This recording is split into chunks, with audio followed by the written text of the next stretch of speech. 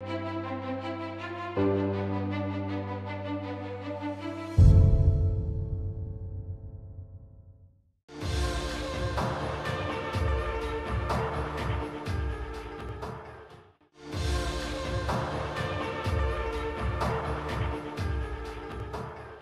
ce monde en transition, en transformation, quelque part, les soft skills deviennent de plus en plus importants. On a vu dernièrement, pour donner un exemple, la résilience qui est devenue un des éléments vraiment clés.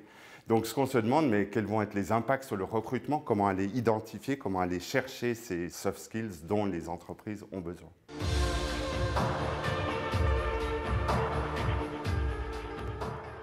Logiquement, les soft skills vont plutôt s'identifier par la pratique, en situation réelle. Donc on pense vraiment aujourd'hui qu'il faut faire évoluer les méthodes de recrutement et d'appliquer un recrutement le plus basé sur la pratique, justement pour aller identifier des compétences et identifier aussi certains talents qu'on ne pourrait peut-être pas trouver, sourcés au travers d'un recrutement beaucoup plus classique. On remarque qu'elle réalise environ 40% de propositions d'emploi suite à des tests pratiques, alors que dans le cas d'un recrutement classique, on doit être à quelque chose comme bien moins de 1% de propositions d'emploi.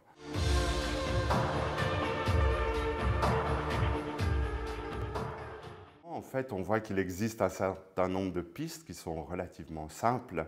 Tout d'abord, on pourrait parler de créer des assessments ou des tests beaucoup plus ouverts, en fait, avec pratiquement pas de prérequis pour permettre à un maximum de personnes de postuler. C'est d'ailleurs ce qu'on a mis en place pour notre formation développement web.